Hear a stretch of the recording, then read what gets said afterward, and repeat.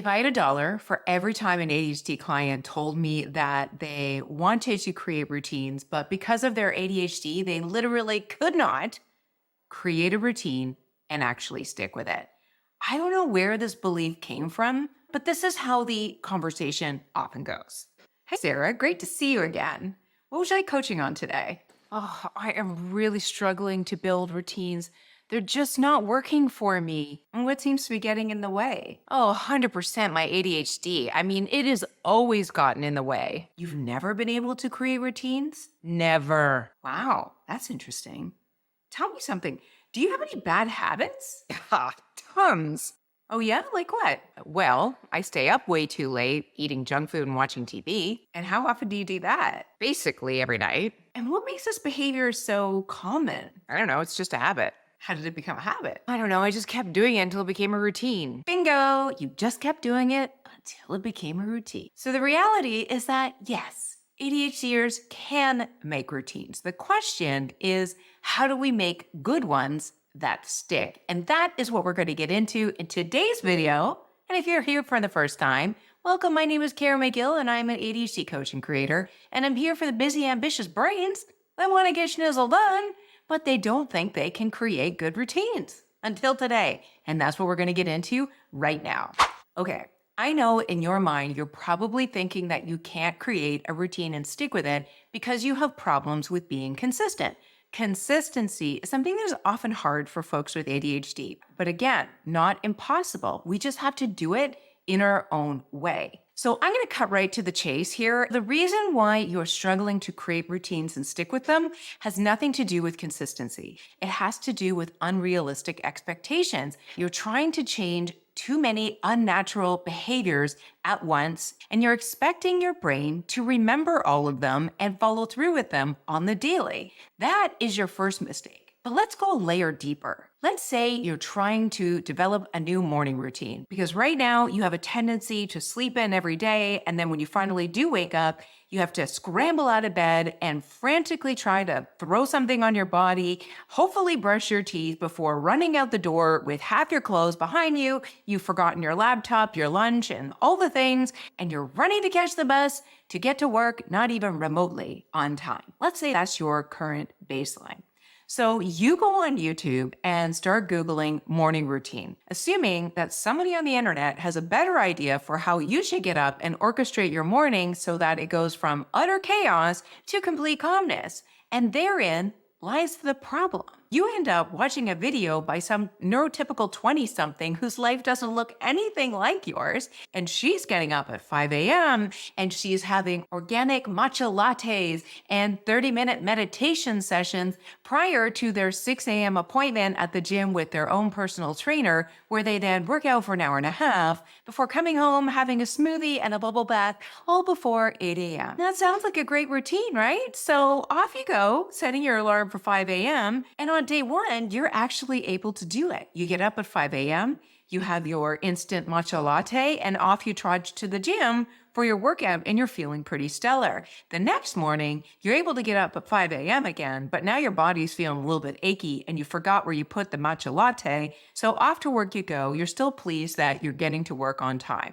On day 3, now your body is really exhausted and you're struggling to get up at 5 a.m. You've decided you hate matcha lattes and you've forgotten the appointment you set with your personal trainer at the gym, so off to work you go. You made it on time, but now you've lost a personal training session and you're feeling lousy. So lousy, in fact, that you're completely over the entire morning routine that you've been working on, and you end up going to bed super late, which means you end up sleeping in, and now you're right back at square one with your bad morning habits. And you're wondering, what is wrong with you that you can't create and stick with a morning routine? And I'm here to tell you that there is nothing wrong with you. There's nothing wrong with you at all, other than the fact that you have been socialized, just like I have, to assume that the right answer, the correct behavior, and the way that you should go about things is somewhere out there. Either an influencer or an expert or some guru who knows exactly how long you should be staring directly into the morning sunlight while doing your breath work and grounding barefoot in the grass in your backyard. And while all of these practices and biohacks that are coming out are great, and I certainly love to try them as well, The reality is that any routine that you are going to stick with for the long haul that's going to be good for you has to come from in here. It has to be intrinsically motivated. But again, we've been socialized to believe that whatever the masses is doing is the right thing to do. And that is absolutely not the case, especially for neurodivergence. We have to come up with our own routines that work for our lifestyle, our brain, our temperament, our fluctuating energy, our preferences, our interests. And when we take the time to actually get curious about what would work for us and then start implementing those changes slowly over time, it's no surprise that those are the habits that stick. Those are the habits and routines that are perfect for us. But unfortunately, we are raised in a culture that promotes monkey see, monkey do. And I am not trying to minimize or put anyone down because I am as guilty of this as the next person. I am 53 years old, and it has taken me till this year to truly understand how important it is to listen to my own heart and head when it comes to making decisions or choices in my life about what it is I want to do. And that goes across every domain of life. Take any example. Let's say fitness. I am a certified personal trainer. I have spent many years training in a variety of modalities, from long endurance sport to bodybuilding. I've tried it all. And today I know what's best for my body. However, when I get on social media and I'm looking at Instagram and I see women in their 50s looking fantastic and they're all lifting heavy weights, I think to myself, oh, I should be lifting heavy weights. I know I should. And there's nothing wrong with lifting heavy weight. But I also know that my body doesn't like to lift weights. My body prefers more mind-body experiences, like barefoot on a mat doing body weight exercises and functional movement, when I'm able to stretch and work on my mobility and balance and agility. That is when my body feels its best. That is when my brain functions its best. I can literally feel my joints and muscles and my nervous system just completely relaxing every time I roll out a mat and just start moving the way my body wants to move. And yet, I'm still acculturated to listening to what the masses say is the right thing to do in order to be fit and healthy in your 50s. So I know how strong external influences can be, but I also now know that when I listen to my body and when I listen to my intuition and I make choices that are aligned with what I want, what my values are, I always end up in a much better situation than if I listen to gurus and experts. At the end of the day, the only guru or expert out there on you is you. You are the one who has been with you your entire life, and you know what's best for you. The problem is that you don't really trust yourself. And the only way you're going to build that self-trust is if you're willing to listen to your intuition. Take a moment whenever you're making a decision and ask yourself, what do I really feel about this? Am I going after something because of an extrinsic influence?